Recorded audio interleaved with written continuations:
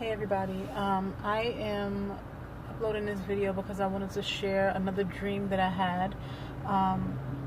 Going forward, what I feel in my heart to do is just upload individually the dreams that I've had, primarily the ones that have really brought me to Christ, because I've had so many dreams. The ones that I had in my very beginning walk, where actually I wasn't even walking with the Lord. It was these dreams that began to put the fear of the Lord in me. I knew that they were from God, and as I go through these dreams, you're gonna know why I say that. If you look at my previous video, I shared one of the very first dreams that I had. This is also another dream I had in that very same time frame. I was having dreams so often, it was like I mentally prepared myself as I went to sleep because I knew that I would have a dream. And in this time span, or this time period in my life, this was late 2015, beginning of 2016. In that time, I was definitely not walking with God, but God was working in my heart. And so, when I was having these dreams, for some reason I kind of just knew that they were coming from God. It was a lot of the symbolism. So I'm just going to go ahead into the dream. This dream was a dream that I had. I'll just go into it. So the dream started off with me being I was living with my aunt at the time. And so I had a dream that I was in I was in the bedroom that I stayed in. And I was sitting on the edge of the bed, and there was two other women sitting on the bed. We were all talking. Now, out of the corner of my eye, I saw something move. So I went to look. And as I looked, I saw lying on their backs 3 different sorts of bugs. I would say one was a cockroach. The other one was maybe like a beetle. The other one could have been like a grasshopper or something. There were just 3 bugs. These bugs, just to give you an idea of the size, they were pretty big. They were like the size from my elbow to the tips of my fingers. They were that big. And they were all white. And they were like dead on their backs, feet up in the air, right? Just painting a picture for you. What caught my attention was one of them began to twitch, like the legs were twitching. And so I looked, and then I saw, as it twitched, it was regaining its natural color. So I was watching this bug come to life. Now you see this bug going from white to like regaining its color. I was out of there. So I ran to the living room. When I went into the living room, the entire wall where the window was, where I could look out and see the neighborhood, that whole wall was like now a window where I was able to see, but the sight was not outside of the building, what it normally would be. I was looking at a city, and as I looked at the city, I saw fire coming down. Boom, fire just dropping and hitting, and I saw the entire sky was thick with black smoke. And as this fire came down, I saw the ground just being, like the whole city was being hit with fire and burned. And so my next thought was, oh my God, Nehemiah. Nehemiah is my cousin who I was living with, who we shared a room together. So I ran to the room that we shared, looking for her. And instead of finding her, there was another window, and I was looking out that window, and I saw the Statue of Liberty, and it was standing tall like it normally is. Right behind it was a blood red moon, right behind the Statue of Liberty. And then I saw a creature, a all-black creature with wings, fly up to the Statue of Liberty and begin to saw off its torch slowly. It was sawing off the torch. My dream shifts. Now I'm in a car, and I'm going down the road. Up ahead, cars ahead, I can see something happening. So I take notice to it, and then I begin to see around me, the ground was opening up. And as it opened up, cars, land, houses, everything was falling into the earth. It gave me the look as if there were, it looked as if there were a catastrophic earthquake of a great magnitude that hit, and the ground began to buckle, open up the ground, the houses, cars was falling into it. My dream shifts again. Now I'm in the office.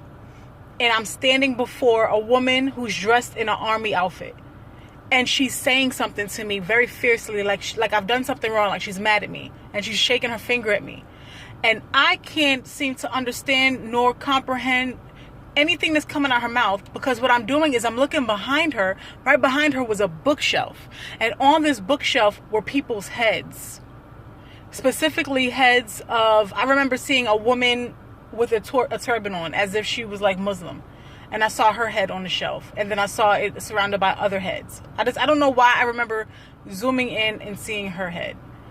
And then I remember my dream shifted back, and I was looking at a woman.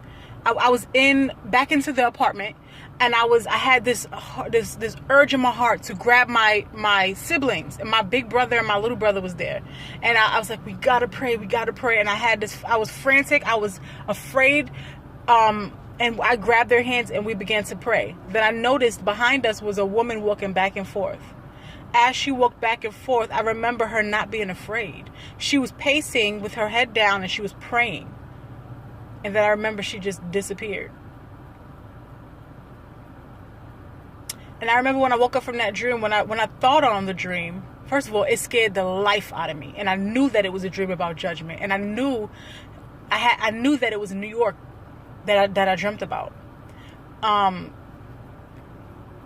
I remember thinking about the woman, and I said to myself, I had this dream. I believe I had already repented and turned to God. I started going to church. This was not very long after the previous video of the dream I was telling you guys about. But I remember I had it completely cut all sin out my life. I was working, I was learning the word, and God was refining me. So there were still things that I had to let go of. But this was one of the dreams that really put the fear of the Lord in me, and it gave me more of a desire, or it gave me more, it propelled me more to take God seriously, and to take my life seriously, and this is what really God used to circumcise my heart.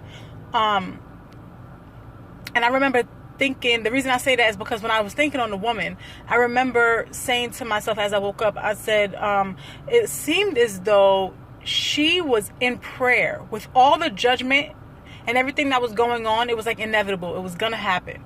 And she stayed in prayer, and it was like she was taken up. God just took her up, like as if she was spared from it or something. I don't know why I had that when I was trying to wake up and interpret the different areas of my dream. I mean, obviously it was so clear. It was a very clear message, but that part made me feel like, what was that about? And so I thought on it, and that's what came to my head. I really, because I've had so many dreams, I can say maybe I've had over 50 dreams. And because I've had so many dreams, I've been longing to just get in contact with some sort of dream someone who has the gift of interpretation to interpret dreams. I feel like most of my dreams are very clear, as far as like it's not like a parable or anything that I feel needs it's something I feel like the dreams that I have, I just can obviously just tell what it's saying, because it's very clear. But then there's dreams that I have that I still scratch my head a little bit. So if you know anybody has the gift of interpretation, who you know has the Holy Spirit, then please, if you could give me their contact, or you yourself, if you have that gift, please reach out to me. If you've gotten anything from the Lord concerning this, please leave a comment. I feel so strongly now to share my dreams, because what's going on in the world right now is so clear that the world is taking a stand, a very bold stand against the God of the Bible, the only true God, the God of heaven and earth and every creeping thing, Jesus Christ. And with the law that was just passed in New York, the late term abortion law, I don't care what term it is. If you take a Plan B pill and you terminate and you kill a cell that was about to grow into a baby, that's still murder, because you're still killing life, because all life is given by God.